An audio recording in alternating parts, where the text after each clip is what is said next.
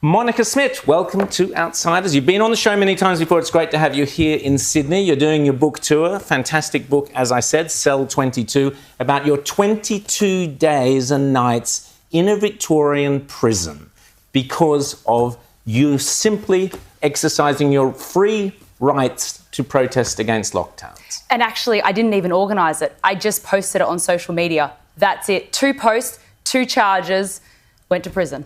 22 Days and Nights. You've written about it. It's a great read. I urge people to buy the book, Cell 22, From Party Girl to Political Prisoner. You were Did you have to read the tagline? It's great. I love it. Political prisoner. But seriously, we've been talking about the E-Safety Commission and things like that. You are a victim of the state literally coming down on you, sending you to prison because of your political views. Who'd have thought that could ever happen in Australia? You've travelled the world doing a world tour.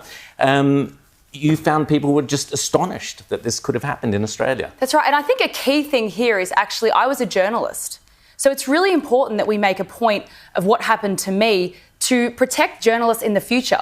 Because in the future, no matter what happens, citizen journalists need to go out and do that work. And if they see what happens to me, they might be scared to do so. So that's why I'm going to take my trial all the way and I'm going to sue them for putting me in prison, not for myself, but to make sure that people can go on the streets and do journalism. Fantastic. Rita? Well, is there going to be any sort of reckoning? We keep talking about a royal commission. We keep talking about a reckoning for all the overreach and draconian measures. Do you see that happening? Because so many Australians bought into it and a lot of them just want to memory hole it. They don't want to revisit some of the madness they were enthusiastically supporting.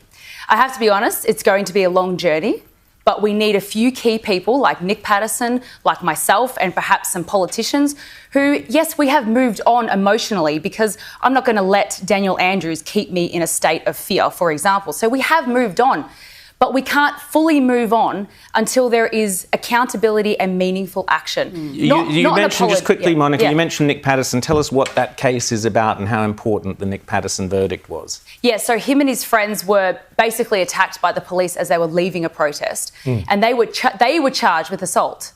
And so they're actually defending their own charges in court, but they have had an amazing verdict from a judge, Judge Gaynor, and she specifically said, and this is a quote, that the police were the aggressors and that they were unlawful arrests. Now, they're defending themselves, so I'm sure they'll be on the attack next time. Now, Monica, you look around the country today and there's a whole wave of protests all about Palestine and Gaza. And here in New South Wales, we've seen Jews arrested for carrying Israeli flags while flares are set off at the Opera House in clear contravention of the New South Wales Criminal Code.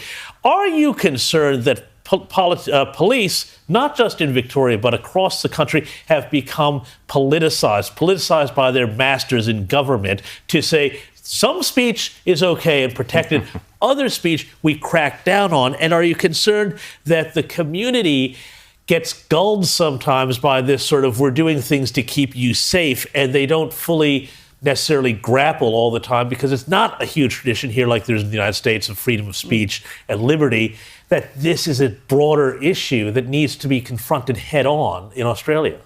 Being concerned is an understatement, really. When I was arrested and put in prison for promoting a protest, the BLM protest was only a month before that, and none of them went to prison. And that wasn't a super spreader event, apparently. No. So, you know what? It could actually be, maybe the police are more afraid of those protesters than they were of us. I mean, we were peaceful. Yes. We never threw things at the police. Maybe someone threw a plastic bottle of water. Oh, my goodness, shock horror. And we were shot at with rubber bullets. We've never defaced Labor member officers, which is what the pro-Palestinian protesters have been doing.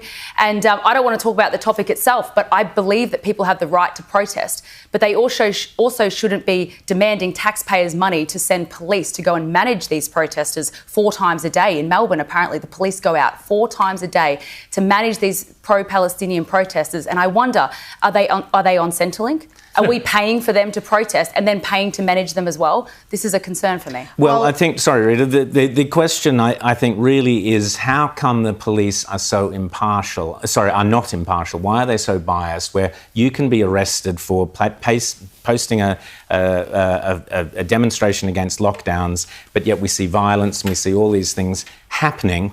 The Nick Patterson verdict you refer to says specifically, and this is of interest to the three of us because we have played repeatedly for the last few years that reel, and I'll be playing a bit of it later, of all the police brutality in Victoria. Girls getting choked, people having their heads slammed to the ground, cars driving over them, rubber bullets. You know, people who were injured, specifically injured by rubber bullets and attacked. What sort of madness was it that could occur in Victoria? Have the people in Victoria, when they see you, how do they respond to you? And also, keep in mind, that's only what we've seen on camera. Imagine what else went on. But look, I wish I knew why they were so biased, but I think the only way that we can create a situation where we can mend the divide between the people and the police is accountability and meaningful action. Yes. That is the only way. You can't say, I am sorry you feel that way. That's not an apology. We need someone who made those decisions to take actual accountability and maybe resign, and then the people can start to trust the police again. I'm a single woman travelling around in a van. I need the police sometimes. I have needed them. I want the people to trust the police. There are some fantastic police out there. Of course there are. But without accountability and meaningful action, we won't fully recover. Ever. Well, we had some polling come out this week from Victoria Police showing that trust in Vic Police was at record lows from when they've been measuring this. I think it was around, from memory, 58%, where they wanted to be in the 80% plus area.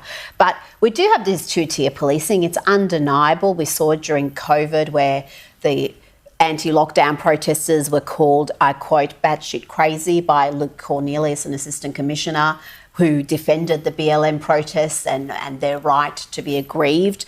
We've had the police commissioner currently, Patton, on the one hand saying, I'm not woke, and then 1 minute later apologising to the stolen generations and being very political. So is it the police hierarchy that's been hijacked by politics? Is that the problem, or is it the everyday members are working at the coalface? Well, so many large corporations, whether it's private or public, have been taken over by wokeism, and they think they're appeasing a majority of people, and I don't think they actually are. So Shane Patton apologised to the stolen generation, and that was only a week and a half after Nick Patterson's case ruling went public.